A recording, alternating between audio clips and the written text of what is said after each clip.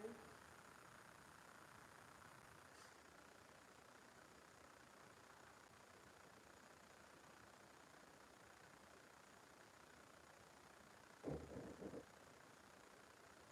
hello, hello. Let some people come in.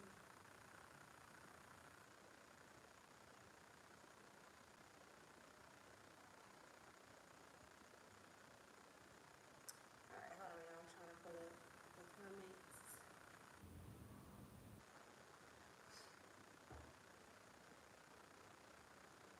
David Powell. Hold on, y'all. Let me make sure this mic is good.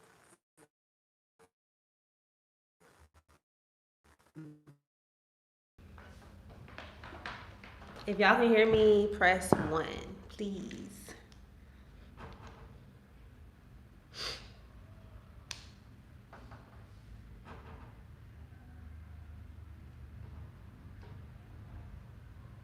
Okay, y'all say 1. Ashley said, "Hey, Siobhan, I see you stay getting that hair done." Hey, it's only like $10. I might as well. Hey, y'all. All right, y'all say y'all can hear me. Cool. So it's just me today, y'all. No T3, no T2, just Mama T3. Um, T2 went to, I guess he's sleepy. So it's just me today.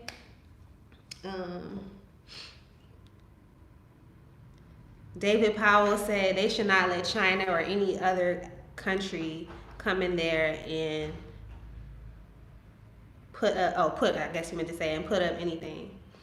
Yeah, that's what we gonna talk about today. That's what we gonna talk about. I'm gonna let a few more people come in. As y'all come in, please like, share, subscribe, all that good stuff. Juanita said, "Hujambo, poor dada." All right. Um, yeah. All right. Let's see. Ashley, what you still doing up anyway? The kids got you up. All right, y'all. So yeah, like today, I'm probably not gonna be on here long, but just some things I've been. Ashley said, "Girl, we are night owls in this piece." Me too, sis. Um, yeah, that's one of the things I want to talk about because thank you, LB, for subscribing. Yeah, like the Chinese are here, y'all. The Chinese are here. The Indians are here. Arabs are here. Everybody's here in Africa except for the diaspora, the Black Americans, who Africa is for. You know, it's like, not that there's, some of them are cool. Like, I met some really cool Muslims here, some really cool Arabs. Let me not say Muslims because there's Black Muslims, but I've met some cool people of different races here in Tanzania. But it's like, y'all, they're coming over here because they see that this is the promised land. Like, they're coming over here for green pastures. I see the Chinese people, they literally tore up their whole entire country. It's a wasteland. Like, it's toxic over there. The ocean is toxic because of the nuclear plants and the radiation that they dump. They just let it leach off into the ocean. So like the ocean, the sea life, the fish, all of that stuff is like toxic and polluted. So they have to come to Africa. They literally import fish from Tanzania to China, package it, and then sell it back to Africa. And I'm like, what type of madness is this, y'all? But they're doing that because they're making money off of it, you know. And it's like, everybody's coming here, everybody's making money off of Africa, but that's our inheritance, y'all. This is our inheritance. The continent is the continental Africans' inheritance, and it's the diaspora inheritance. So it's like, either one or two things can happen. Either we can take our inheritance and take our rightful places, or we can let them get it. That's how I see it at this point, because if Frank Bass said, "Good morning, I love this channel." Thank you. Because if we just let them just come over here and rape and pillage the land and bring their ways over here and basically exploit the minerals and the people, they're gonna basically turn it into another China, another wasteland. You know, not saying that that's happening right now, but if it continues on the way it is, if people continue to just kind of like turn a blind eye, people don't want to come and invest in Africa, or people say, you know, y'all just basically letting the foreigners take over for the most part. Because like even here in Tanzania, even though a lot of things are owned by Africans, a lot of things are owned by foreigners as well. And even though you may have a black African as like the manager or the front man, sometimes if you go all the way up to the top, you'll see that it's owned by a foreigner. So it's just some things I've been noticing here, and it's not even just in Tanzania; it's the continent as a whole. I'm gonna get to the comments, y'all. I see y'all writing a lot of comments, but it's the continent as a whole. Like I hear so many stories, like how people, like the Chinese people, are in these countries literally beating people with sticks. One person, I saw a video the other day where one Chinaman came and he tried to literally spear one of the Africans, I guess because he didn't like what the African was telling him. And so I'm like, how are these people allowed to come to the continent and literally put their hands on people? Like, come on, y'all. Like, I remember back in the day, like if you came to somebody's hood, if you came to our hood and you put your hands on somebody, you was getting jumped. Like, no questions asked, you was getting jumped. And you wasn't gonna come back no more. Like, I'm just like, how are these people coming over here, putting their hands on Africans? And I seen some of them that was fighting back. I'll say that like recently now I've seen that some of the Africans are fighting back. But it's like, man, like they're in your country.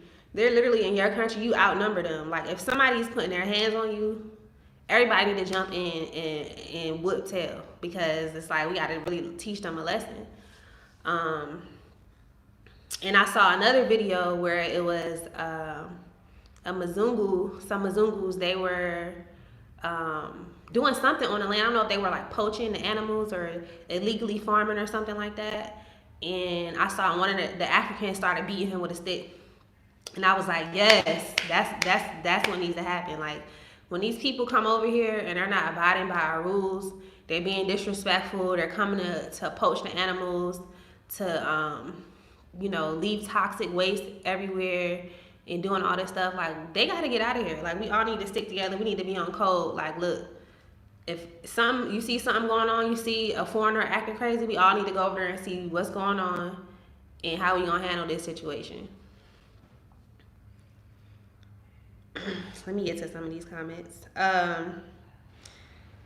David said, I know that China bought land in the Philippines, and next thing you know, the big C went through those people over there, and now they have what happens? A lot of the Chinese people, they don't believe in like they don't have like the same hygienic standards that we have. They don't care about nuclear waste going into their food, apparently. And I've seen them like injecting stuff into different foods, making fake rice, like all type of stuff. So, I mean, it's crazy. Slay Eat Play said, we are coming when we become empty nesters. Okay. Well, Karibu Sana.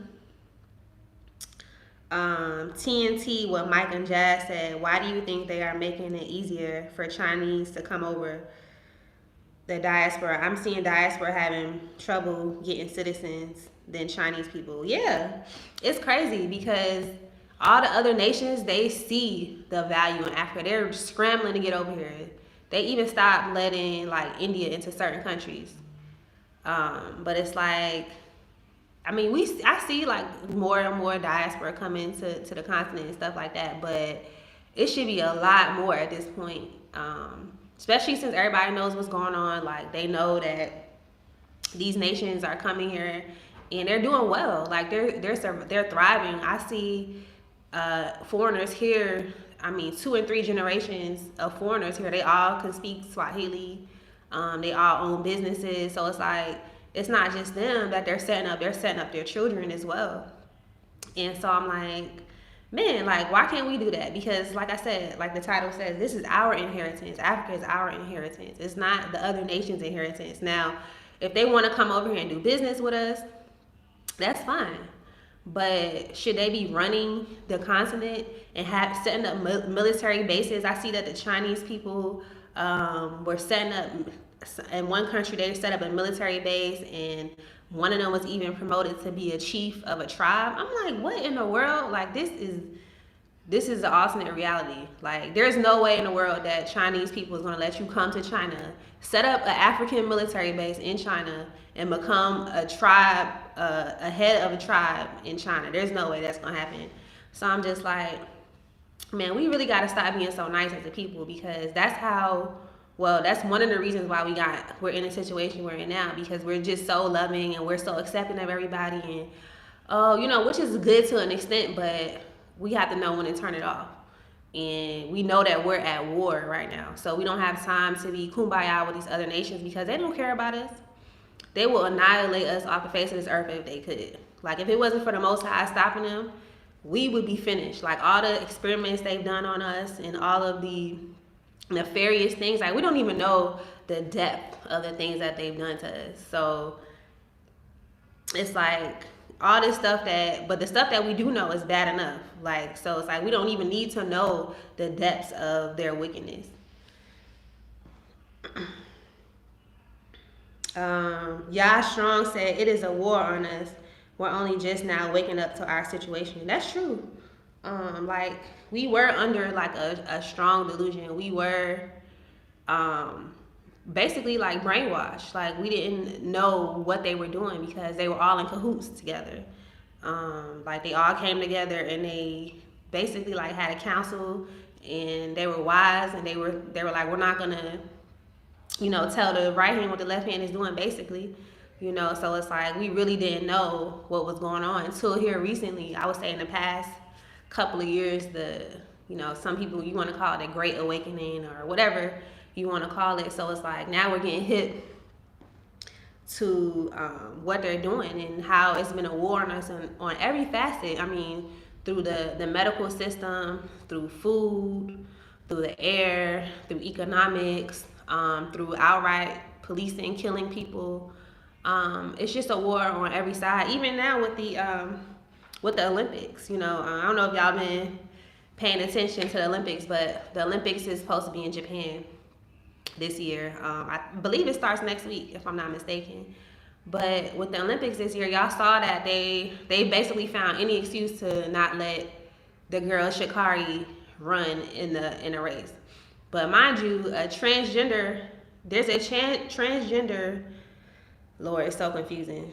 It's a man basically who identifies as a woman. So now he's competing in the women's weightlifting thing. So I'm like, so this man had to take steroids. He had to take synthetic estrogen in order for him to become a woman. He's still taking synthetic estrogen as he's going to be competing in the competition. But that's okay. But if somebody smoked a little bit of a weed, a plant from the earth, it's a problem. So it's like the system is just set up against us, period. And I saw where there was 2 South African women who were supposed to be going to the Olympics. They were runners, and they tested them. They test their hormone levels, and they tested their estrogen and their testosterone levels, and they said that their testosterone levels were naturally too high.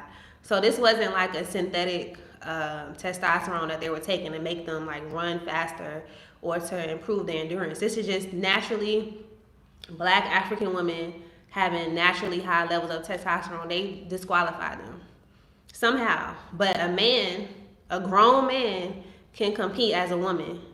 So like it's a big conspiracy against us, like in every which way you go, like every facet of our lives, even the hair in the Olympics too. They were saying that they couldn't wear their caps to cover their hair.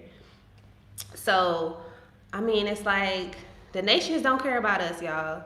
the nations, what they want to do, Africa is the last frontier. They know if they can take over Africa, which they're not going to be able to, but they're going to try. But they know that if Africa is the last frontier, so if they can get some sort of control or some sort of foothold in Africa, they know that they're set, because Africa feeds the world. Africa has fed the world during so many famines, so many plagues. People always flee to Africa because it's the promised land. It's bountiful. It has every resource imaginable to man here. So I'm just like, man, we just need to start realizing what we have over here and not taking it for granted. And I know there's people who are like, I'm staying in America, da da da. Like, that's fine. This message is probably not for you, but for the others who know what's going on, who see what's going on, it's like, we got to get over here. We got to get our foot in the economy, set up our businesses, get our family over here, start building generational wealth, because we can do it. Like, group economics has worked for literally every single race. The Jewish people do it. The Chinese people do it. The Indians do it. Everybody does it but us. And that's been to our detriment.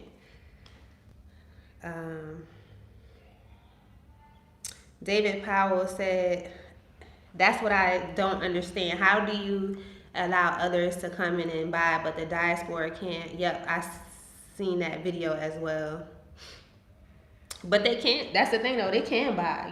Like, the diaspora can come here and buy things. You can buy land. There's ways to do it.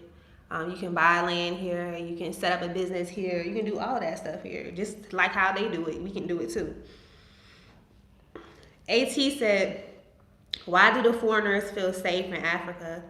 They should not feel welcomed at all. The men need to protect their land.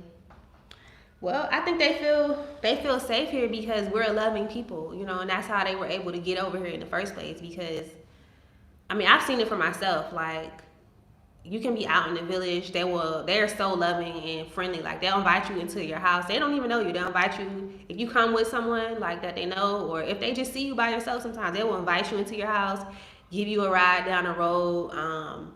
If they have food that they're cooking, they'll offer you a plate, come bring the water to wash your hands and everything. Like, they will literally treat you like they've known you all your lives. So we have that culture about us, that welcoming culture and that friendly culture. So people who are nefarious and wicked, they can take advantage of that quite easily. And I do think a lot of Africans and diaspora are waking up to what's going on. But the question is, waking up and knowing what's going on, but acting on it and being part of the solution is, I think, what we need to work on collectively as a group. I bet Omar said, hey, Dada, how are you? I'm doing pretty good, I bet. Thanks for asking. Silver Hill said, these Africans love Chinese, Arabs, and others way more than us, to be honest. I don't know that that's true. I don't know that that's true necessarily. Do individuals like them better than diaspora? Yes, and that's because of what they can do for them. Chinese people can employ them. They can give them a business to run. They can, and Mzungus as well, they can help them financially, and they can give them help them with education. They can give them a scholarship to school or a free ride to school. So in some cases, yes, they may cozy up more so to a foreigner than a black diasporan. But that's all from colonialization anyway, like all of this, like all of the negative things that have happened to us and the ways that we act that are negative and detrimental to our race and our progression as a race goes back to colonialization. So it's like, yes, these are problems that have arisen from colonialization, but it's like you have to deal with the issue itself, which is colonialization. So it's like, you stop that, then you're gonna stop. Oh, Africans, they love, some Africans, they love Chinese more than they love Black Americans, or some Africans love Mzungus more so than they love Black Americans. You'll stop all of that, because they don't really show them what's going on in America, like the real America. Like, when I talk to them and they're like, they find out we're from America, they're like, oh, like, I want to go to America. I love America. America is so beautiful. And I'm like, you know, once I start explaining it to them, like I literally have to show them pictures on my phone of like lynchings, police shootings, how they discriminate against us in housing and all these things, and then they're like they're literally shocked, like mouth hanging open. So I think we just need to have that conversation with them because we've lived with these people. We lived in the belly of the beast. We've lived amongst these people, so we know how they act. We know how they maneuver. We know how they go around, they lie, and they only portray things a certain way to make themselves look a certain way, and they don't give you the real situation, the real story behind it. So that's where we come in as well. You know, it's like we have those one-on-one conversations with people. We start changing the narrative. Not even changing the narrative. We just start spreading the truth of what's really going on in America. Not even just America, in the Caribbean, because they've colonized and they've done nefarious things over there. In the UK and Australia, everywhere, all around the world, they've done evil things and they hide it. They hide it and they act like you know, they're philanthropists and they're coming to bring you religion and they're coming to feed your children and, you know, oh, they're just so great, you know, and it's like, that's all they see. They see like, oh, white people, every time they come, they bring food, they bring medicine, you know, and it's like, no, like that's not how it is. But it's like, we know because we live with them, but they don't know because they only see Mzungus and Chinese like here and there. They don't really live with them and know them like how we know them. So, let me go back up to these comments. Man, hold on. Okay, so William said, "Tell T3 William can't wait to see him tomorrow." Okay, William, what's your real name? Cause I don't. Okay, Germango said Africa is rich. Just got in Tanzania and was out in town in the smaller cities in Dar. Oh my gosh, it is amazing. We need to come, but not get it twisted about how blessed they truly are. Yeah, exactly. Like when you come over here and you start seeing how they live and how like everything is in abundance. Like the cows and the goats and the chickens just walking freely on the streets. The all the fruit trees and the rich red soil and the clay and the farmlands and all this stuff and the tea and the cassava and everything. It's like it's just a rich land and they know that. And if you go to China, it's just like a wasteland. Like everything is industrialized and disgusting. You know, I haven't been there, but from what I see on TV and from like the things that I've seen them doing, like I know that they're polluting the land. I know that's why they're coming over here because they polluted their land so much. Now they have to get away and try to exploit Africa. East Africa said, "Do you have an iPhone 8 Plus?" Yes, I do. Silver Hill said, "Germango, stop lying to people. If you're not making foreign currency, it sucks." Silver Hill, no, that's not. It does not suck. Maybe it sucks for you, but how you gonna tell this person how they feel about Tanzania? Y'all something else. Tony Africa said, "Hey guys, thanks for the great videos." Oh, you're welcome. Step Gat said, "Thanks for saying things some are not willing to say or are scared. Not sure why." I'm not sure what the end of that is, but yeah, like things have to be said because the truth needs to get out, and the truth is that all the other nations are here in abundance except for the people who the land, whose ancestors the land belongs to, and by default it belongs to us.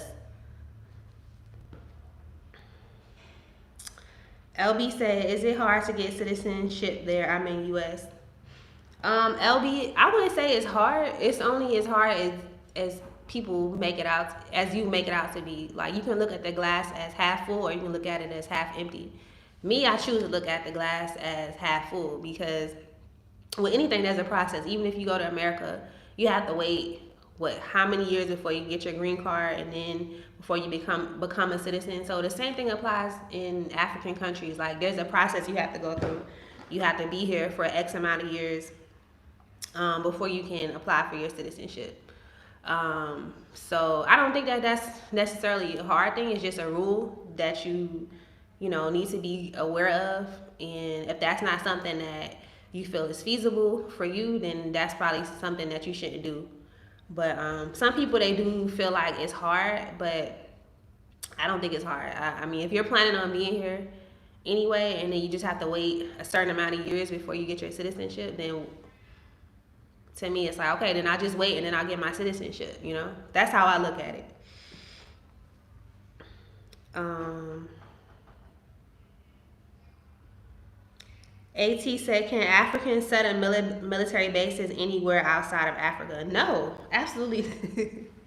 That's the crazy part. I'm like, Africans cannot set up military bases anywhere besides on the continent, but you have U.S. military bases over here, you have Chinese military bases over here, you probably have other nations' military bases over here, and like, no, like, the colonizers gotta go. They gotta go, because once we get our country back and we start telling people like our story and how these people really are, like, things are gonna change. Um, East Africa said you're better off in West Africa if you want citizenship and land. I mean, that's personal preference. To me, I'm fine in East Africa. I don't think that it's hard to get citizenship or land, but like I said, it's only as hard as you think about it, and only as hard as you make it out to be. Because you can purchase land here. Y'all have seen that Go Black has purchased land here. We purchased land here. Other diaspora have purchased land here, so it's not hard. I don't know if the people who are saying it's hard have actually tried to do it, because if they did, then they would see that it's not that hard. It's a process that you have to go through. Of course, you have to, you know, just like with anything, you have to submit your paperwork. You have to go scout it out and see what you want, and then you just go through the process, and then you can get your land. So I don't think it's hard per se, unless you basically make it hard. You know, basically it's how I look at it. Any word now? Of course, one other thing I want to say is that Ghana is giving out. I heard Ghana was giving out free land, so I don't know if that's what you're referring to as far as it's easier to get land there. Um, but yeah, you can. I've heard that Ghana is giving out land for the diaspora, but I mean, Tanzania isn't just giving out land, but it's not hard to get land here. Cause we've checked out land for like $300 here an acre, and up $300, $800 an acre. So I mean, if you want free land, then yeah, you probably want to go to Ghana. But if you're looking at more than just free land, if you're looking at the totality of the situation, um, then you may be okay with coming here and having to buy land for X amount of money.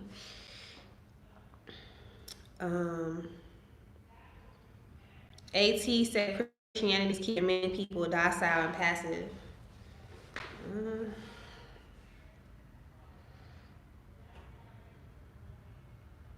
Um, to an extent, yes, I would say I would agree with that, because a lot of Christians are waiting for the rapture, and so I know, like, especially like with people in my family, I've had the conversation with them like about why I moved to Africa, and one of their responses to me was that, well, I don't care what happens in the world, because I'm gonna be raptured out of here before SHTF, before ish hits the fan. Like, they're gonna be gone out of here, so they don't care to get themselves involved in politics or care to get involved in what's going on in the world, and what's going on in Africa, and like things that are pertaining to the future, because they feel like they're gonna be whisked away into the clouds. So I would say to an extent, it does make people docile. I would say, but to specify, I wouldn't just lump Christianity into one lump, because some people in Christianity aren't docile. Some people in Christianity are woke. But yeah, some people in Christianity are woke. So, and they know that they're the chosen people and everything like that. So I don't want to just blanket say, oh, Christians as a whole are docile, because there's some people that aren't Christians that aren't doing anything. They're sitting on their butt playing video games all day, and they don't believe in anything. They're atheists.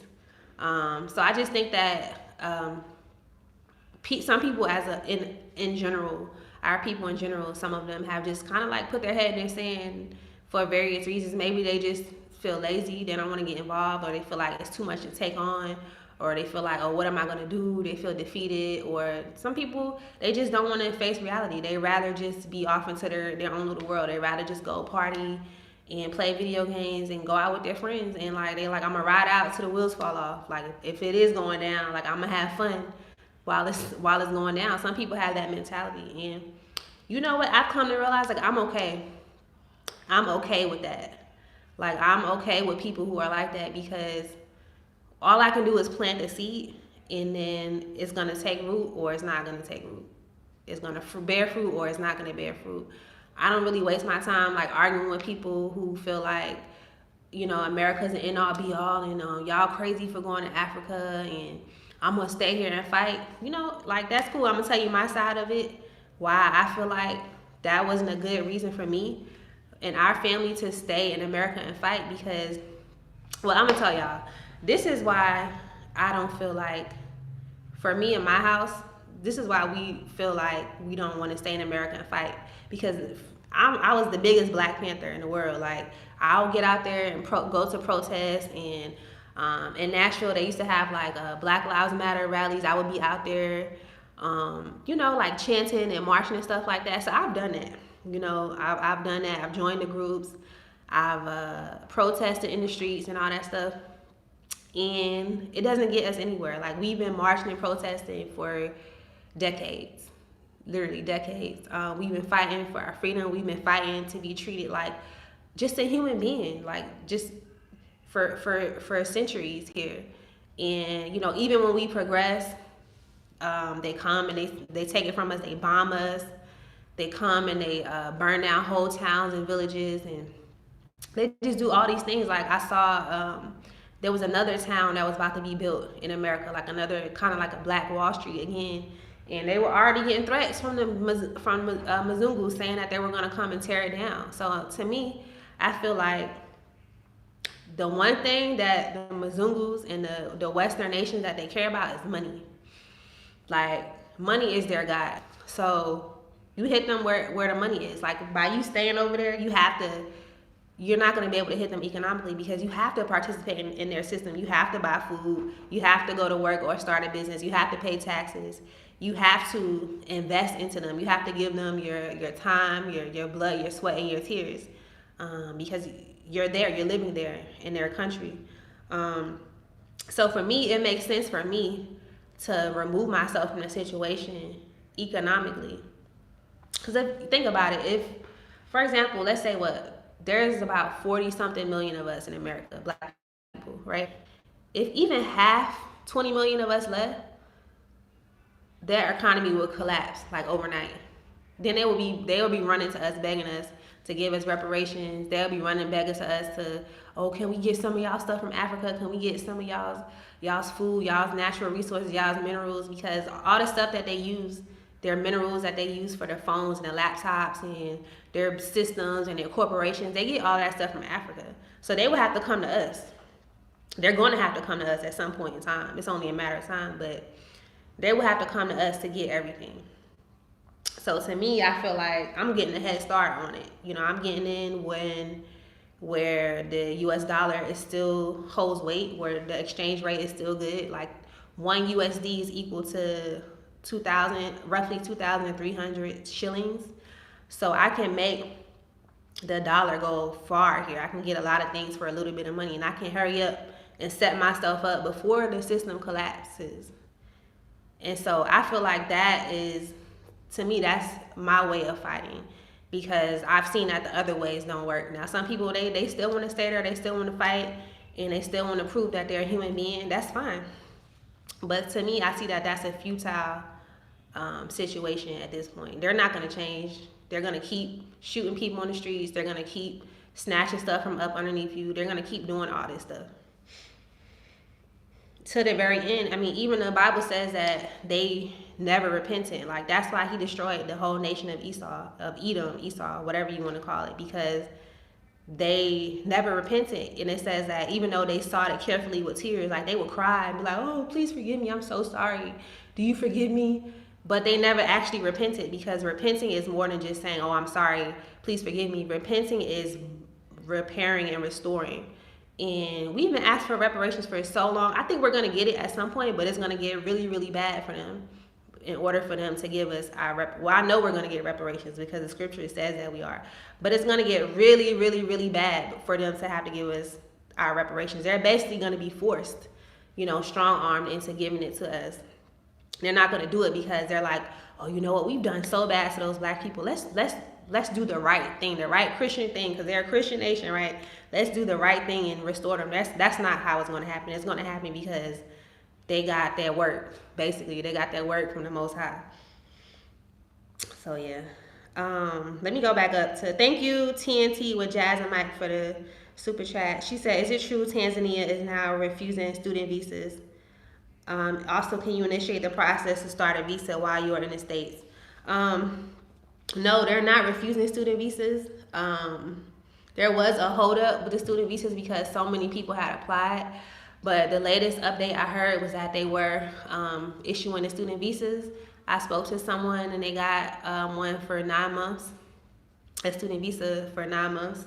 But the best bet if you're still in America is to go ahead and apply for your student visa from America. Go ahead and then pick the school you want to enroll in, whether it's a trade school or a university or whatever.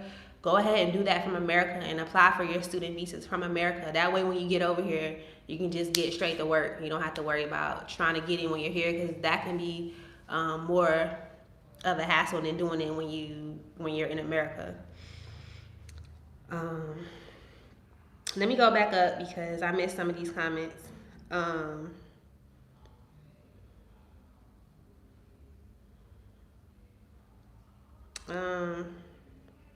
Okay. Silver here said, I've been here for 5 months. Well, I'm sorry you're having a bad time, but if you hate it so much, you should leave.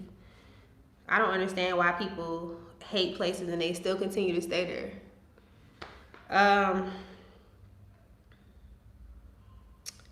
AT said, while Africans are dancing and Asians are planning.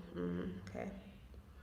Silver here said, I'm not being negative, just being honest about the reality of it. Don't have our people come 9,000 miles with false narratives. Is one of my moderators in the chat? Because he got to go. You are being negative and you're not being honest, because there's hundreds of people who came here and they set themselves up successfully. If you're not one of those people who can do that, then just admit defeat. But you don't need to discourage other people because things didn't work out for you. I'm sorry. But things worked out well for me and for quite a few other people who've been here. If y'all look at other YouTubers' channels, they're doing well because they're following a certain blueprint. I don't know if you're following people who don't have fruit, but that's not smart to follow people that don't have fruit. When we were planning on repatriating here to Africa, we followed people who were successful in what they were doing. And what we saw was like the same across the board. They came, they set up their businesses, they didn't live above their means, and they had a plan when they got here, and they had thoroughly investigated how to get a visa, how to stay long term. So if you didn't do any of these things, then no, you're not going to be successful in Africa, and you're going to be on here telling people false narratives about how negative it is. But like I said again, if you don't like the country that you're in, there's 54, I believe, other countries, 53 or 54 other countries for you to go to, or you can go back to America. So yeah, that's that. Let me go back up to these questions. Text board said, Africa's salvation is not in Africa. It's from the lost children of Africa who've been fighting white supremacy to a standstill. That is why they're trying to ruin the reputation of African Americans to Africans. I agree, text board. But I agree to a certain extent. I believe that African Americans and African continental Africans are both the key to Africa's salvation, because I don't know if y'all there's the prophecy about the two sticks becoming one. You know, the diaspora and the Africans coming together, because we both have things that we each other needs. Like the Africans, they have the knowledge, the ancient knowledge. They have the knowledge of how to farm, how to live off the land, how to raise animals, and how to dig wells for water. Like they have like how to live, how to literally survive in Africa. They have that down anywhere, and we have our skill sets and our knowledge of how the West operates. So we need each other. It's like African Americans, we have lots of skill sets. We're doctors, we're lawyers. We have all this first world knowledge. We know how to make these, build all sorts of things. And we can, if we bring that here, like if we all brought our skill sets to Africa and linked up with the Africans, like we'll be unstoppable. So yes, we have been fighting the white supremacists and the attacks on our race for years. Like that's why we're going to be the ones that's going to spearhead. Well, we are the ones that are spearheading the movement back to Africa, and we're the ones that's going to spearhead basically the rise of Africa. Because we have all the people that we looked up to. We had Martin Luther King, Marcus Garvey, Bob Marley, the Rastas, all these people that we grew up listening to, and we took on their ideologies, and we just need to bring it here and teach it to them, because most of them know, they know to a certain extent, they know about Martin Luther King and all that stuff, but you just really have to sit down and explain it to them, because as I mentioned earlier in the video, they brainwash them. They don't teach them. They don't even teach us real history. Y'all think that they teach them real Black American history. They don't know our story. So we have to tell them. That's the only way that they're going to know, and that's the only way we're going to be able to unite and defeat the enemy, is uniting. We can't be isolated and pitted against each other. Oh, they don't like us, or we don't like them, and y'all listen to us. No, you listen. No, we need to listen to each other, because we both have things to bring together to the table to defeat the enemy.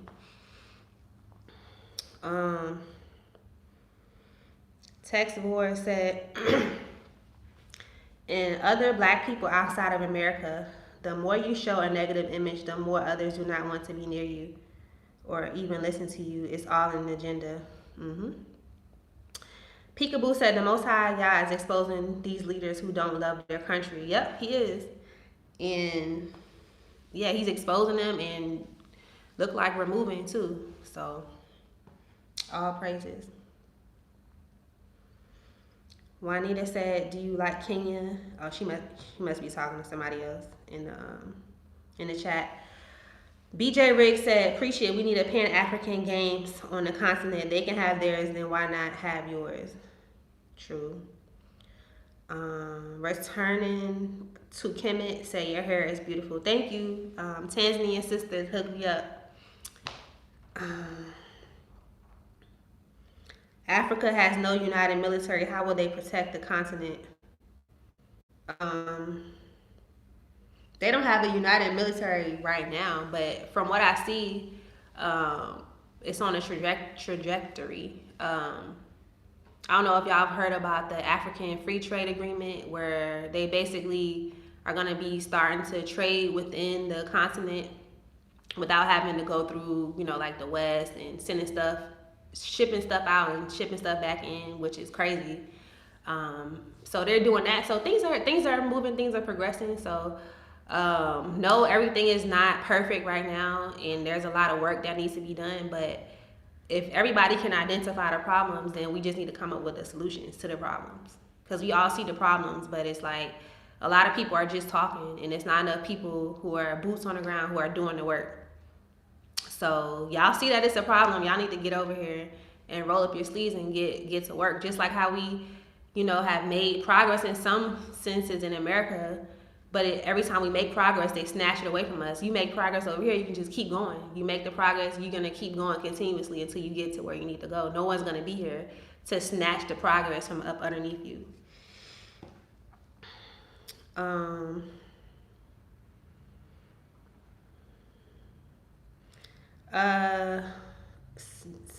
Somebody said Jesus is brown.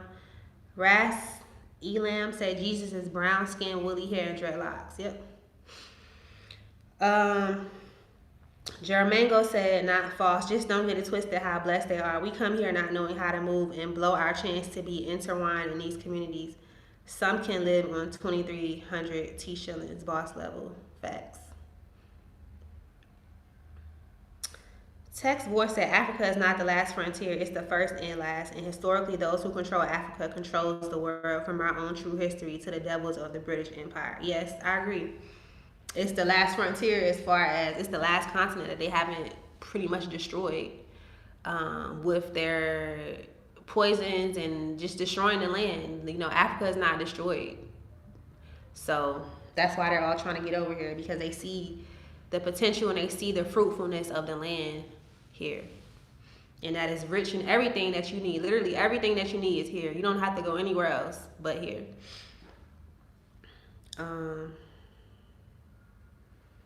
Ras said, by the way, when our people were enslaved, the slave master said, if you have one drop of Negro blood, you a slave.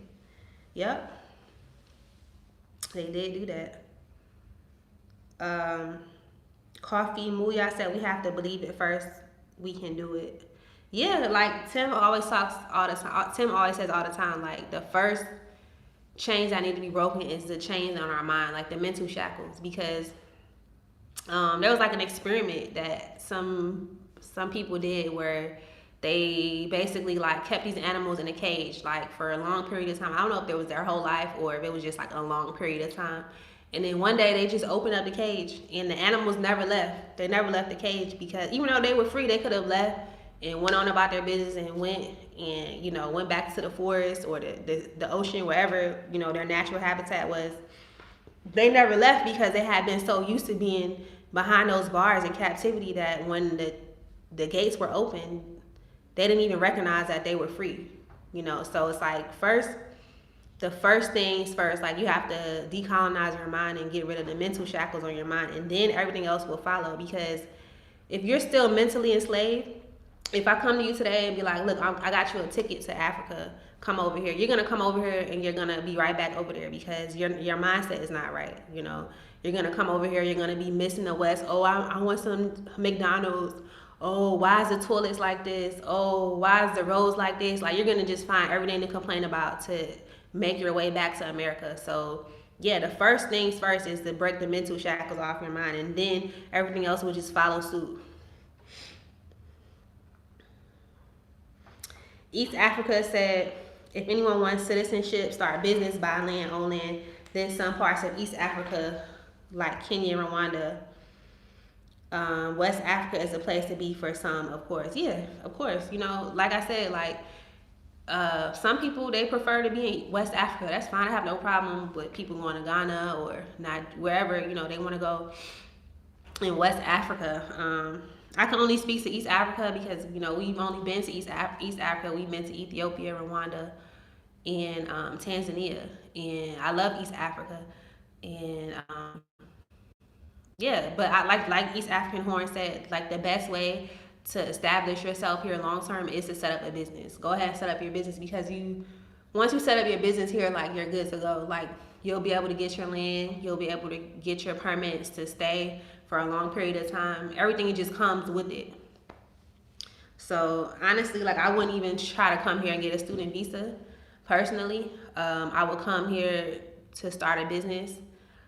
Because for one, you need to generate income anyway. So even if you come here on a student visa, you still have to find a way to work. So it's like now you're doing a double whammy. Now you're in school and you have to work and you have to figure out your life in a whole new country. So it could kind of be kind of tedious and a lot, especially if you're coming with a family. So that's why I say it's better to start a business, even if it's an online business, even if you're shipping things back to America or if you're doing drop shipping. But definitely come with a plan to be able to generate income, because if not, you're not gonna enjoy your time here, and you're probably gonna be back in America soon.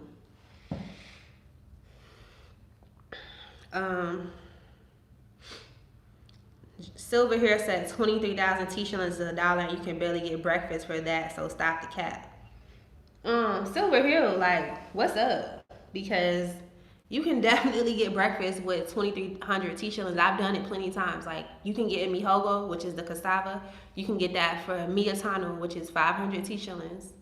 And then you can get a water or a juice for 500 T shillings. So now you're at 1,000 T shillings. You still got half of your money from that dollar left. You can go get you some oranges.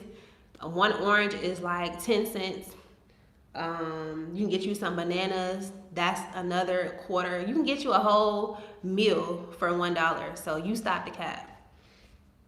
Y'all see, this is the type of people y'all don't need to listen to. People like him, he's probably a troll, or maybe he's a Mizzou. I don't know, because I can't see his picture. I see a picture of a gun, so that already tells me everything I need to know as his profile picture. But yeah, like these people, they come into the chats and they basically have no purpose but to just be negative and try to discourage people from coming. But you can definitely get a whole breakfast for $1. I do it all the time. Like, I literally did it today. Like, you can get rice cakes for 1,000 T shillings or less. So yeah, that's a troll. Don't listen to him, y'all.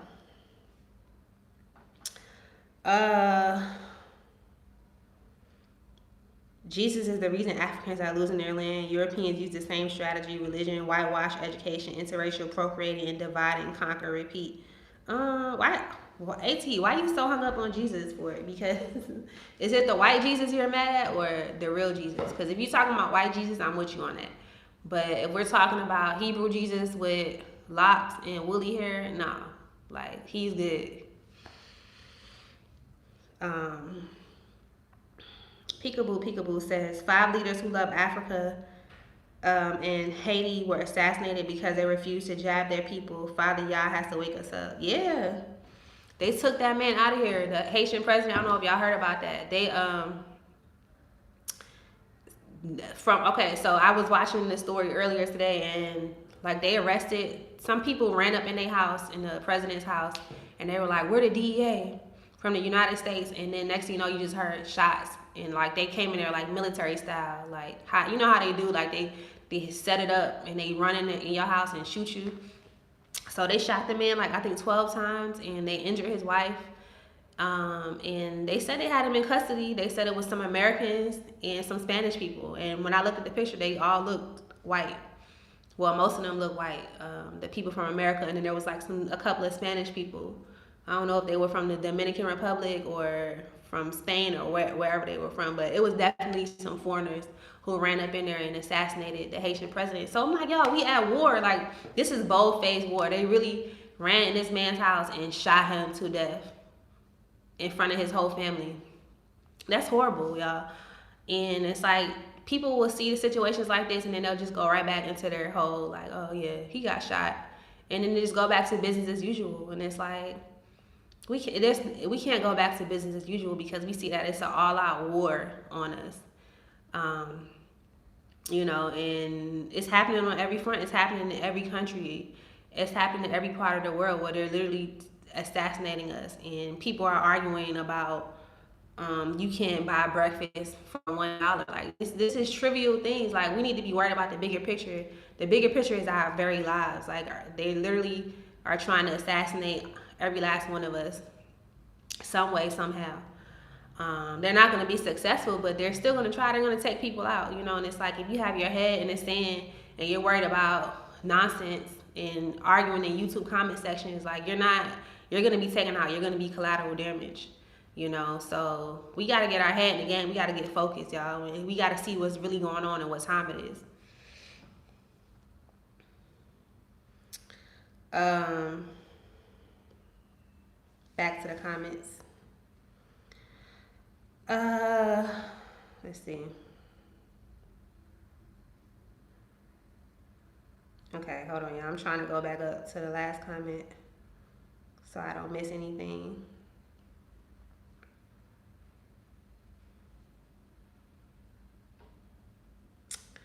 Okay, hold on, y'all. Sorry.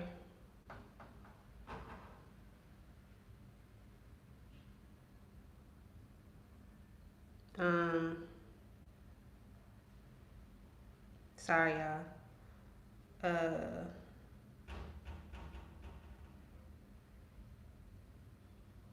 Okay, I think okay, here we are.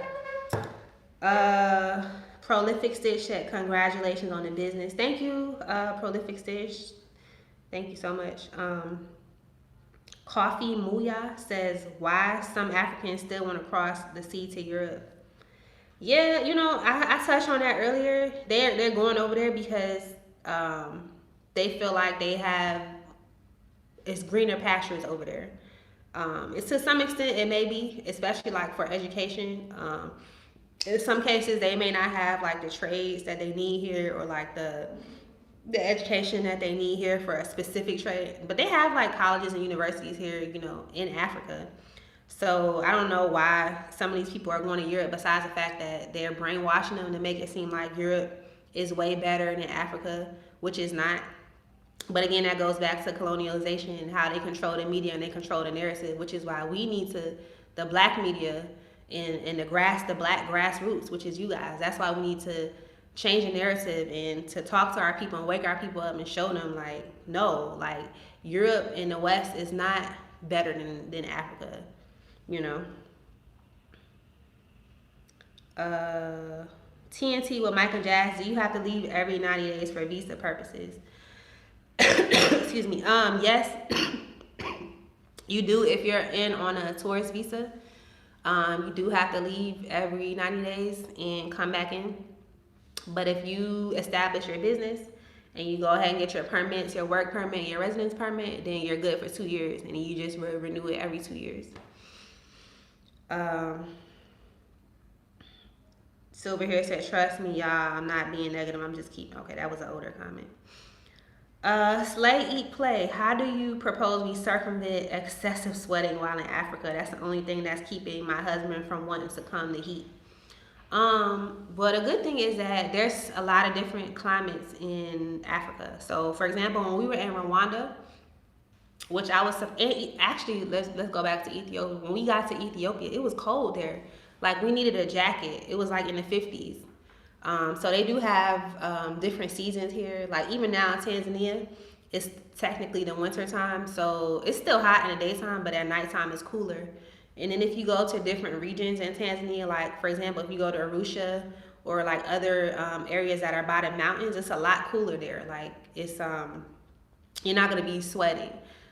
Even in Rwanda, like when we went in Rwanda, that was another reason why we left Rwanda and came to Tanzania because I like the sun. I'm a sun baby, and I didn't feel like Rwanda provided enough sun. Like it was overcast a lot because Rwanda is high up in the mountains. It's a high altitude up there, so it was always like a lot cooler there than it is in Tanzania, and that's cool for some people. Some people prefer the cooler weather, but me, I prefer more of like the sun, the beach weather.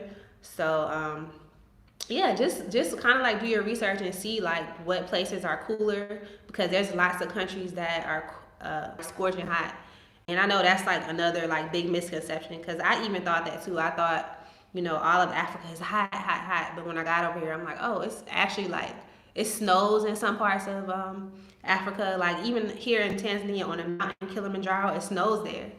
So yeah, if y'all want to get away from the heat, you definitely can. Okay.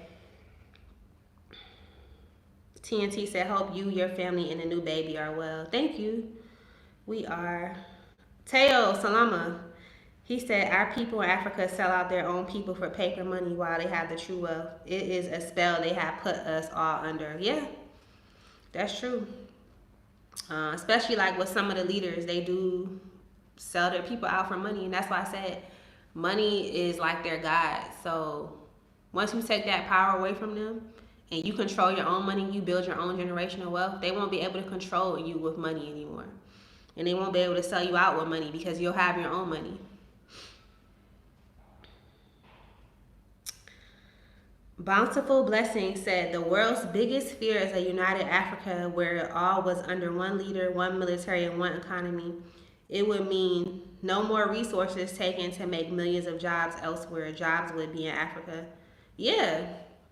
And that's their whole goal is to stop that from happening. That's why they did the Berlin Conference where they divided up tribes of people and countries of people and put artificial borders and This is why they have all these, operations in America, COINTELPRO, and stopping the rise of a black messiah. That's why they had to sabotage Marcus Garvey when he did the whole Back to Africa movement in the earlier 1900s. They had to stop that because they know that once we unite, that's it. Like it's over.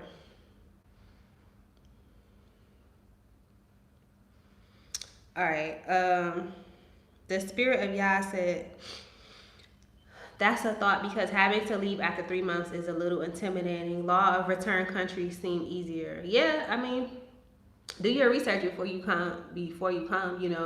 If you're someone that doesn't feel like leaving every 90 days, like I said, you probably would be someone that would want to set up. If you're coming to Tanzania, you would be someone that would want to set up a business right away, or go to one of the other countries where you don't have to do that. I don't know which countries those are, but you can look into that and see.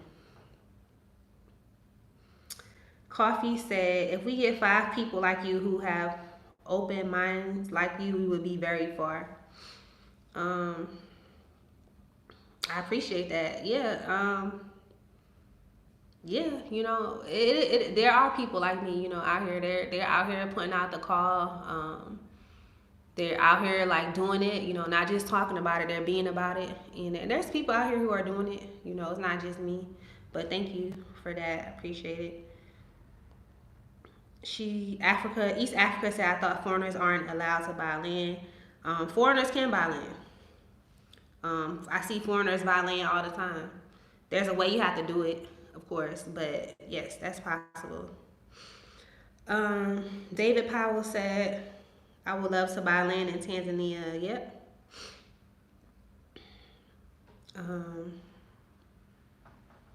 AM said you have about 9 foreign military bases in the continent: U.S., China, France, Israel, Turkey, and Russia. Yeah, that's what I'm saying. Like, they will never allow Africa to set up any military base in the U.S., China, France, Israel, Turkey, or Russia. So the fact that they can get over here is they just need to go. Asada said, sister, hey sister. Prolific Stitch, how much to buy an acre of land? It depends on where you are. I mean, you can get land for $200, $300 an acre. That's maybe a little bit further out. And Dar, it's going to be expensive to get land, but if you go out, a little bit further, you can get land for like $300 an acre, $800 an acre, $500 an acre, $200 an acre. Lucretia said, God bless you. Thank you. AT said, women should rest in their femininity. Let the men fight. I don't know about that. Because Harriet Tubman, if we told her to rest in her femininity and let the men fight, then half of us wouldn't even be here today. So, I think part of being a woman is knowing when to fight and when to sit down. And when we're at war, we all need to be fighting. I mean, even in the Bible, there was a woman who chopped off somebody's head. Like, she went in there and was like, you know what, y'all playing, the men playing, I'm going to go in here and get the job done myself. And went in there and literally chopped somebody's head off and won the war. So sometimes women do need to step up, especially if the men can't do it all on their own. They need us too. So we can fight in different ways. Not saying we have to go out and physically fight, but we can fight with our words. We can fight through social media. We can fight through changing the narrative. There's so many ways that we can fight. We can fight through talking to people and showing them what's going on, planting seeds into people. There's so many different ways to fight. Claudia said, hey, I'm happy to catch you live. It's too about America. I think you probably have to rewrite that. I'm not sure what you were saying, but yeah, I'm glad that I caught you as well. I'm Akum Ra, Amin Ra. Hey, he said, hey sister, land in Ghana is not free. There's a $700 to $800 processing fee only in the area that a chief has given this diasporans. Okay, so Akum Ra said the land in Ghana is not free. You have to pay $700 to $800 processing fee. Okay, so that's something new that I didn't know. So that's good to know because you're pretty much going to be paying the same amount for if you buy land here. You know, like I said, you can get land from anywhere from from what I've seen, $300 to $800, $300 to $900 and up. Of course, there's land that's more expensive than that, but that's like the cheaper lands that I've seen. So, like I said, do your research because some people are going to Ghana thinking that they're just getting free, absolutely free land, and then they don't know that they have to pay processing fees and whatever other fees they may have to pay. So it's not free, in the end.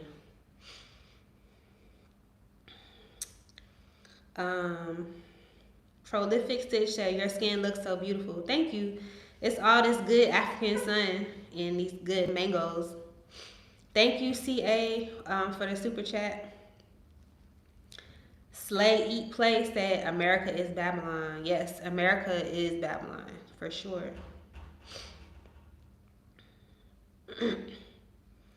AT said, white people don't ask, they take.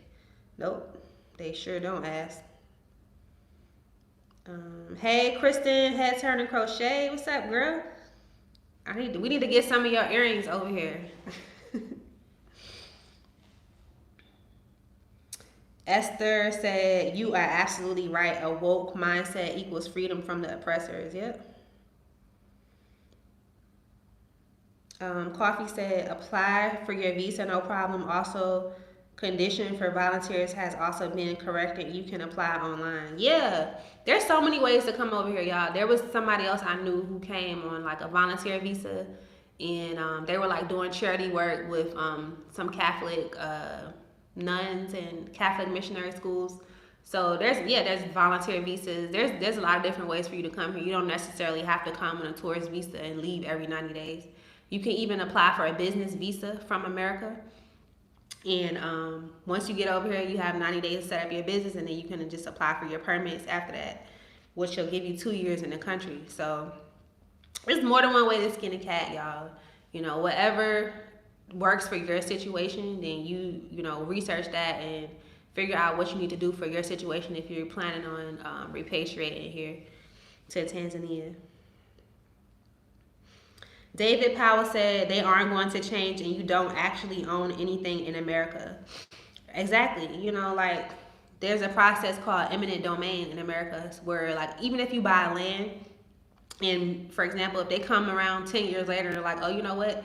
We've zoned this land we've zoned this area for a shopping mall. We've zoned this area to build a highway or to build a bridge or to build a railway system. You're getting out of there. It doesn't matter if you own the land, they pass it down for generations, it's been in your family, you pay X amount of money. If they deem that they need that land back, they're going to come and take it. So you're absolutely right. You don't really own anything in America. Even with the houses, you buy a house, you still have to pay mortgages on it. And if you don't pay your property taxes, then they come and they take it away from you. Here, you buy your land, that's it. It's your land, you have it for 99 years and then you renew it every 99 years. Nobody's going to come and bother you and say, oh, I need to come and build a shopping mall or a railroad through here. Nobody's going to come and do that to you for the most part here.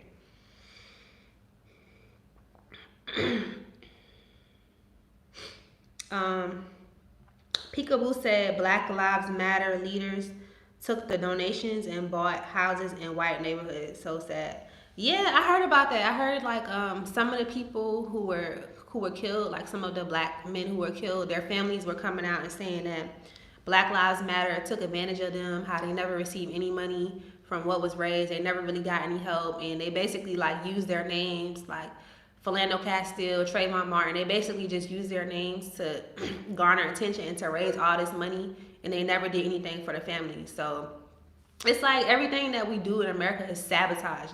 Someone's there infiltrating it. They did it with the Black Panthers. They did it with MLK. They did it with Malcolm X. Everything we try to do there, they send in their agents and they sabotage it and destroy the whole operation before it even once it starts getting going good, then they come and destroy it. And it's they can't do that over here. For one, they don't have the technology to do that over here. They don't even have like a formal address system here. They want to be able to find you for the most part here. So it's just easier to build over here and to come together and to actually build something that they're not going to be able to take away from us whenever they get good and ready. Slay E Play says they have to keep stripping us of our power because we will overpower them. Yeah, it's like it's like they know that if they left us alone that we would excel at everything. So it's like they have to constantly sabotage us and constantly throw a monkey wrench into the plans in order to keep us behind the eight ball. David Powell says, should I get my business license before coming as well?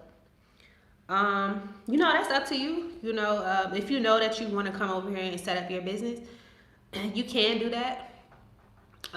If you want, before you get here, you just have to get in touch with a lawyer and see how he or she can set it up for you. Or you can wait till you get here, and like soon as you get here, just go ahead and go down to the lawyer's office and have them set up your business for you. It's not gonna take long, maybe like 2 to 3 weeks tops. And then you'll be able to have your license, and then you'll be able to take off running and do what you need to do here. Peekaboo said, Father Yah's people need to invest in gold and silver. Yeah, it's always good to invest in minerals and things that aren't going to depreciate over time. So I think that's, if you're going to invest in something, I think that's something good to invest in, especially gold.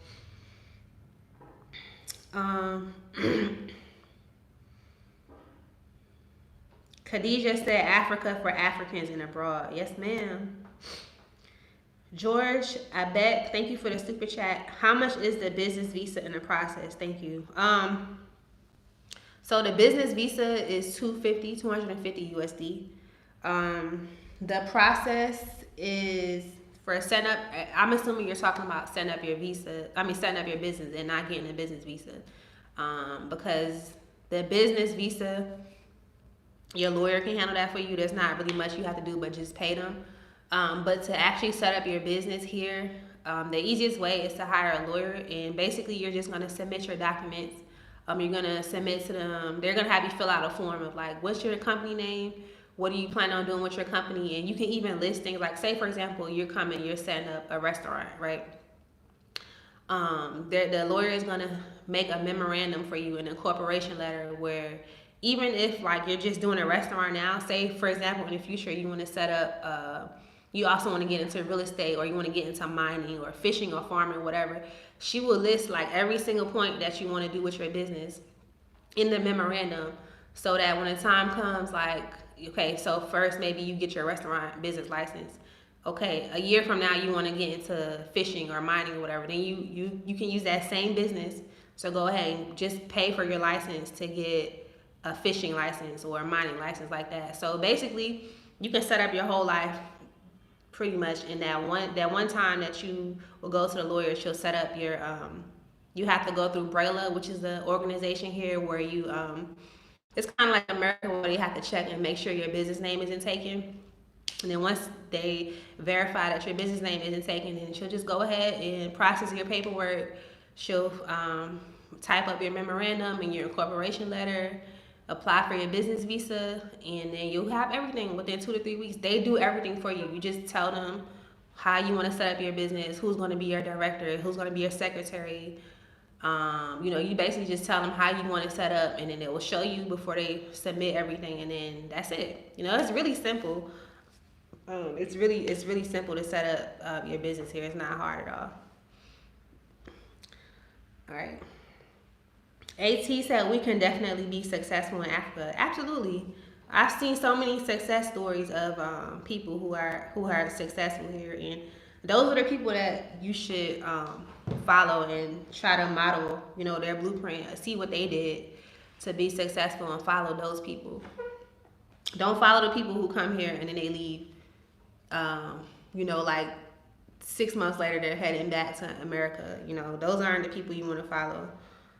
Because I was always taught, don't follow people who aren't successful in what they're doing, because that's self-explanatory. Man, I lost my where I was at on the questions. Hold on, y'all. Okay.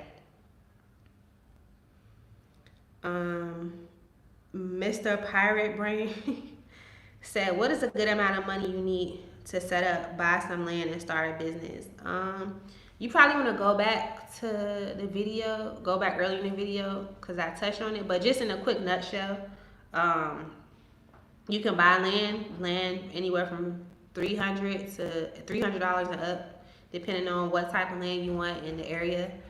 And to start a business, you can start a business. Basically, that includes getting your license, registering the business, getting your incorporation letters, registering with Brella, all that stuff. You can do that for about 1,200 USD. That does not include the permits. So you have to go online to the Tanzania immigration website and check to see how much the permits are for your particular sector, because each sector permit is a different cost. So it can range anywhere from $500 to $3,500 depending on which industry you're getting in. So check that out and see how much that is, and that'll tell you like the total price for you to set up your business and to get your permits to stay here. All right, Geneva said, I'm not sure what that was in reference to. Khadija said, Africa is good. Africa just needs the capacity, and that's where us abroad comes in. Yeah, exactly. Like Ghana alone, they made like millions of dollars from the year of return. So it's like when we come back and we invest in the economy, like Africa's rebuilding as we speak. Like everywhere, every time we go somewhere, I see them building roads. I mean, pavement, laying down roads, building up houses, changing the electricity. Some people are switching over to solar. So it's like things are changing. You know, and the more we invest into the countries, the faster they will rise and become more developed.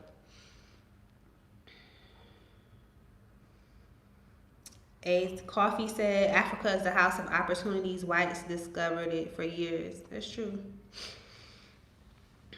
And then Esther said the two sticks prophecy in the book Ezekiel 37. Yeah, we were talking about that on our last live.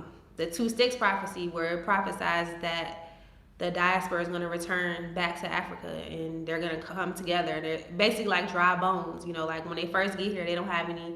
They're just scattered everywhere, and they just start coming together like piece by piece. And that's what's happening now. You know, if you pay attention, you see the bones coming together. You see the Africa Free Trade Agreement. You see the East African Confederation, where you have the Congo just joined forces with Tanzania, Rwanda, and Ethiopia, and Kenya. You see that Ghana is offering land. You know, like you see all these things happening. They're telling people that they can't. They're telling the foreigners that they can't come to their land and export cocoa anymore. You know, so many things are happening. You know, and it's like we are coming together. The prophecy is being fulfilled, but we have to do our part as well. Jackie Brown said, it's interesting that you are speaking about reparations because the Jamaican government wants Queen Elizabeth to pay billions in reparations. Yeah, I saw that earlier. I saw that they were saying that she was ordered to pay reparations to Jamaica. So I do believe that at some point we're all going to get our reparations because it says it's been written. So it'll be interesting how she responds to it and how fast she does it, and you know if her arm is gonna have to be twisted for her to do it, because you know they're not gonna do anything willingly. But we'll see how that plays out. That's definitely interesting for sure, and it's interesting that the reparations conversation is basically at the forefront of the conversations that are being had worldwide at the end of the captivity of the 400-year captivity. That's quite interesting. Sarai said, do you know about Nyerere history? A little bit. I heard that he was a Pan-Africanist. I don't know too much about him, but I definitely need to do some more research on him because he was like a big, he was one of the presidents of Tanzania, the first president of Tanzania, if I'm not mistaken, and he was a Pan-Africanist. So the airport is named after him here too. It's called Julius Nyerere Airport. Um, Coffee said, I remember those past years when I grew up, I thought America is everything in this world. I'm big man and mature mindset. I don't want to hear about America. It's just a waste of my future. Exactly. Exactly. Jennifer said, glad you guys are still in Tanzania. We were supposed to meet, but you were not feeling well. We will meet one day when I come back to Tanzania. Yes, Jennifer. I'm so sorry. Yeah, that week me and T3 were both under the weather. But yeah, when you come back, we'll link. Kago said United Nations gotta go. We don't need their help. They should stop stealing from us and pretend to want to help us. Yeah, that's what I'm saying. Like all these fake proxy organizations, United Nations, Feed the Children, um, all these European-led organizations, they don't want anything. They're taking our money and buying vacation homes and all sorts of nonsense. That money, most of that money goes to the CEOs and a little bit goes to the people that it's actually intended for. So if you want to help Africans and you want to help, children around the world or whatever cause that's going on, you just need to go and give the money directly to the people, because if you give it to these organizations, they're just taking the money and they're not doing what they're supposed to do with it.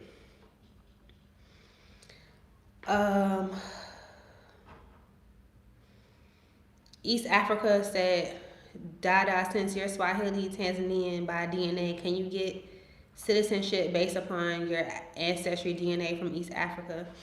I've heard that. I don't know anyone that's done that who's gotten citizenship by proving that their DNA traced back to, whatever specific African country. But I have heard that some countries are doing that. So that would be something to look into, something for someone to spearhead. Coffee said, I believe if all diaspora come together and register a company in Mama Africa, they will provide many employments to our people. Yeah, exactly. That's also part of the two sticks becoming one. It's like when we come over here, we can employ them. Like Tim and I, that definitely the locals. We now have two Dadas now because our first Dada Nima, she's kind of getting overwhelmed with everything. Having to, especially with the second baby on the way. And a lot of times we have to leave to go handle business, so it was a lot for her to like try to clean and do laundry and watch T3 and cook. So we got another Dada. So we employed two Dadas, and then when we open up our shop, we definitely are gonna employ the locals to work there. So we help each other, y'all. That's how we come together, and that's how we unite and defeat our common enemy.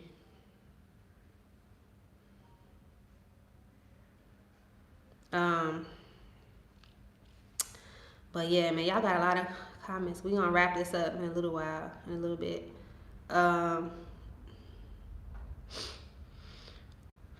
Let's see. Mr. Pirate Brain said, "Can you buy a home for 20K?" Yeah, you can build a home for 20K. You can build a brand new house for 20K here. Moro said, "You look so pretty." Thank you, Moro. Wow said, "Do your thing, little queen." Thank you. David Powell said, "If you start learning the language and mix with the people, they are more accepting of you versus taking advantage of you." Yeah, they do respect you more. Like when you know Swahili, even if you know a little bit, if they see that you're trying, you know a few words here and there, they be like, oh, "Okay, my brother, my sister." Like they'll like you even more. They already like us, as Americans. They think we're cool and they kind of look up to us in many ways. But when you know that Swahili, like that just puts the icing on the cake. They're like, okay, like I really mess with you. Like I really feel like you're my brother and that you're trying now. Okay. Teo said the Haitian president did not vaccine people either. Yeah, we were talking about that earlier. How they came and they took that man clean up out of here. And then they were trying to lie because the people got caught. It was some Americans and some Spanish people who did it. And they were trying to lie and say, oh, these aren't the people that actually did it. But come on now, like, even living in Africa, like, there's no way you're gonna run up on a president's house, like, unless you have like special weapons and you've been trained military style, like special ops. You know how they train them people in America. They train them people very well to do like covert missions and to run up in people's house when you don't even know they're there until they in your face. They know how to do that. The Africans and the Haitian people don't know how to do that for the most part. They're not, because we haven't been trained. Not saying that we don't know how to do it because we're slow, but we haven't been trained to drop down in the middle of the night, down in somebody's house in the middle of the night, and like swim through the water and like have the night vision goggles, and like we don't have that type of stuff. So of course it was them. You know, they have a vested interest in making sure that Haiti remains poor, because if you think about it, Haiti's the only country that got its liberation by fighting the Mzungus. They actually fought them and won, beat them. And so they've always had a vendetta against Haiti. And so they're like, oh, the president isn't taking the jabs? Like, okay, cool, we just gonna take him out, you know? So we just need to recognize that we're at war, y'all. Did we buy land in Dar or Zanzibar? In Dar. We're gonna do a video on it soon, y'all. So stay tuned for that.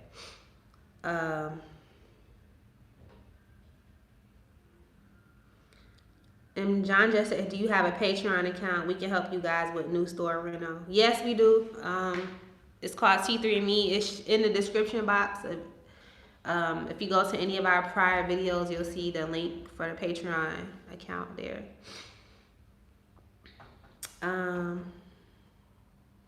Let's see. Jacqueline said, do you have others whom you fellowship with? Yes. We have like a whole assembly over here, Messianic Israelite assembly. We fellowship, we have Shabbat services together. We link up, we go out, you know, sometimes to the water parks, or we go out to eat. So yeah, we definitely have, you know, like basically like forming like a family over here. Michael Jackson said, Shalom, Salama, my Hebrew Israelite Mishpachah, Africa for Africans. Yes, ma'am. Or yes, sir. I'm sorry. I can't tell. I can't see your picture, so I'm sorry. I don't know if it's a man or a woman, but yes. Young Leo said most Africans are already leaving Europe for the continent. I'm not sure what you mean by that. Carrie said it gets cold in South Africa. Yeah, there's many different climates in Africa. It's not just hot everywhere. Tangela said, Shalom sis, you're looking fabulous. Congratulations on your business. Thank you, Tangela. I appreciate that. Michael said, please share an email, WhatsApp number. Please share. Please, my dear Israelite sister of Zion. My email, I'm not gonna put my WhatsApp number on here because y'all gonna blow me out the park. But my email address is also in the description box. If you go to any of the other videos before this one, if you click on the description box underneath the video title, you'll see my email address, Tim's email address on there, and you can reach us that way. But just for me to say it real quick, it's Chavon, Chavon, Graves, Graves @yahoo.com. Coffee said, Africa is big, my people. Just do your research where you will fit in. Yeah, absolutely. So many different countries, and you know, one country isn't for you, or you don't like the laws, or you don't want to leave 90 days, or you don't feel like you want to denounce citizenship, then, you know, Tanzania is probably, you know, you may want to look into another country to go to. Cam 2 Player said, hallelujah, I made it to the live. Well, welcome. David Powell said, what is considered further out for land? If you start getting into like going towards Bagamoyo and beyond, Or if you go the opposite way to Kigamboni and beyond, then you're getting further out where the land is cheaper. All right. Cam 2 said, I enjoyed T3's birthday outing. Thank you. So did I. He had so much fun that day, y'all. He know how to talk. He can speak Swahili really well now. Hair Grace said, women warriors are not taught. We were fierce as pharaohs, queens, and etc. Absolutely. We weren't just sitting back on the sidelines being all docile. We were right out there fighting. I don't know if y'all heard about like the Amazon warriors or about the women who would fight, in the battles. Yeah, we absolutely were warriors. Mjanja, thank you for the super chat.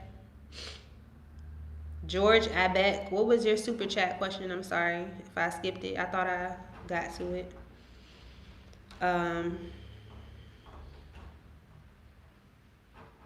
Peekaboo said the 400 years is up now. We are in the judgment period just before the reparations. Looking forward to seeing how the Most High Yah does his miracles. Yeah, that's exactly where we are. There's a prophecy that says in Genesis that the Most High gave a vision to Abraham. He said that know of a surety that your seed will be a stranger in the land, and they will enslave them and oppress them for 400 years.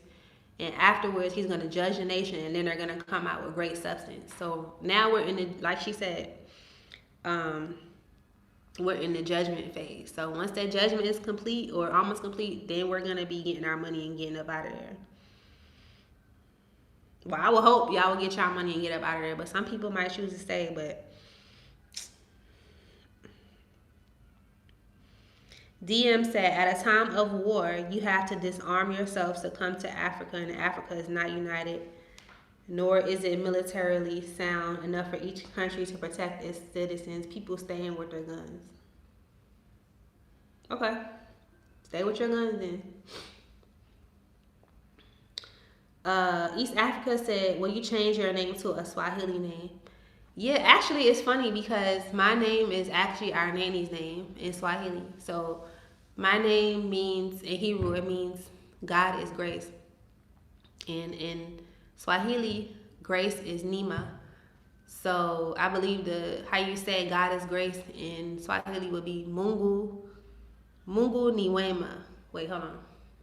Mungu Nima, basically it means God is grace. So Mungu means God, and then Nima means grace. So I think I said it. There's one word I'm missing, but y'all would correct me. I know somebody gonna come in here and be like, that's not how you say it. This is how you say it. But yeah, basically my name, it means the same thing as our nanny name, and I think that's why T3 loves her so much, because names are powerful. You speak whatever you name your child, like that can affect their destiny. So I think he loves her so much because maybe we both have like a certain sort of grace over our lives. So yeah. Coffee said, family, don't be lazy. Do research if you're serious on repatriation. Yes, please do. I agree. But yeah, we're gonna wrap this up because I've been on here running my mouth for a while. But yeah, that's basically what I wanted to talk about today was, Africa is our inheritance, and Africa is for Africans, whether you're a continental African born and raised here in Africa, or whether you are from the diaspora and you were a victim of the transatlantic slave trade and you got scattered to the four corners. This is our inheritance, and all the other nations are here and they're taking full advantage of what Africa has to offer, except for us. We're the only people who feel like we need to stay in our captivity. We need to stay over there and fight. We need to keep our guns and just prep, and it's only so much prepping you can do when they can easily come with their drones and drop a bomb on your field of rice or whatever you have, whatever prep you have, they can destroy that within 2 seconds. They don't even have to be there. They can send out machines and robots to do it, to do their dirty work. So You know, I see where the foreigners are coming in and they're setting themselves up very nicely. They're setting up generational wealth for their children. They're establishing businesses. They're staying here long term. They're taking the resources here and they're shipping it back to their countries and improving their countries in whatever capacity that is. And we need to do the same, you know, because this is our land. Whether we were born here or not, our blood, your DNA is going to trace you back to an African country. This is our DNA, this is our heritage, this is our lineage. And so,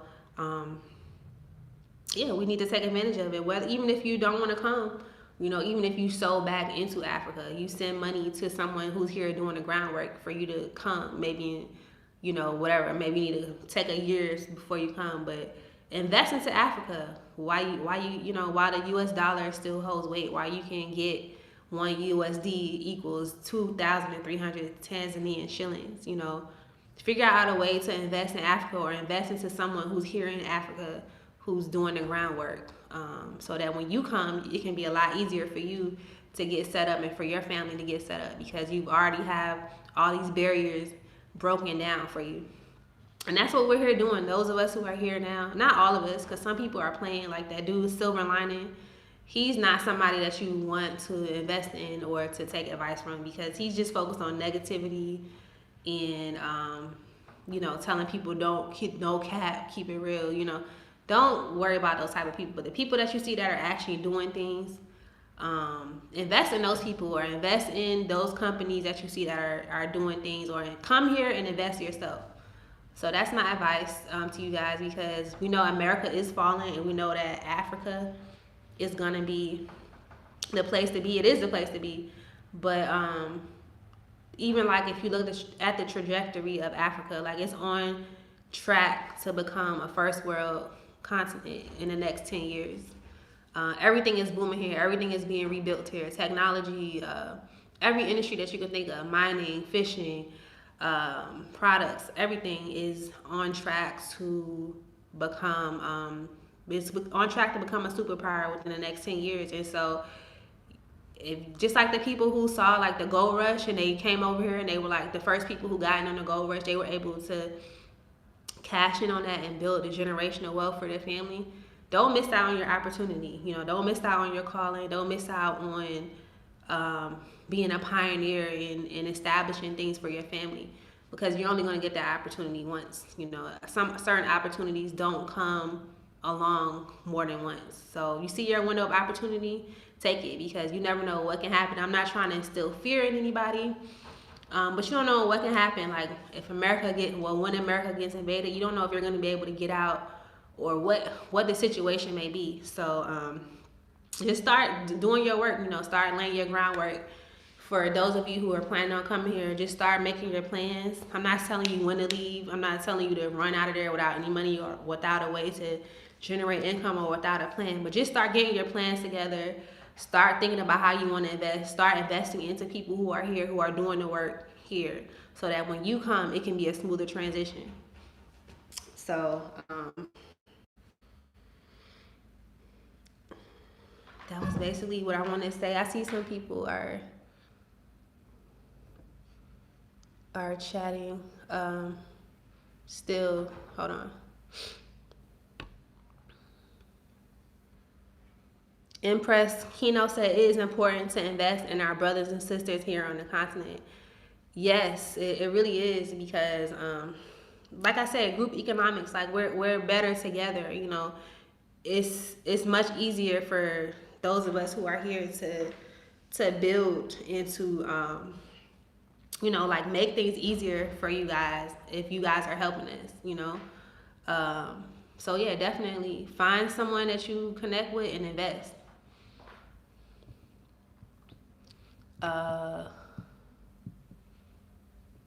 Let's see. All right, so yeah.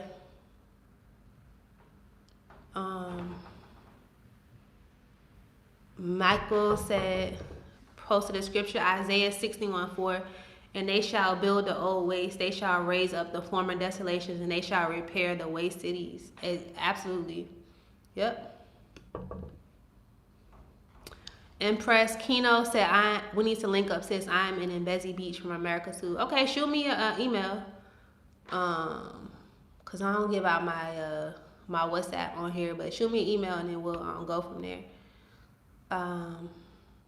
Empress Kino said we can go fast alone, but we can go far together. Absolutely. I definitely agree. And Coffee said I would really like to connect. All right, y'all. So just go to the previous video. Y'all see my email address in there and Tim's email address in there. And sometimes it takes us like a week to respond because we just be busy doing stuff. And then, sometimes we have meetings with people and just a lot of stuff going on. So sometimes it may take us like a week before we respond. But we do respond to all of our emails and we will get back to you, I promise. Because we definitely are making connections here. We've linked up with a lot of people, diaspora who's came back. So yeah, we all about that, putting in that teamwork. So thank you everybody for the super chats, and thank you everybody for your comments and for coming and listen to me ramble. But yeah, I will see you guys on the next live, and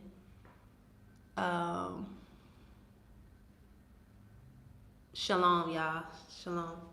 Peace.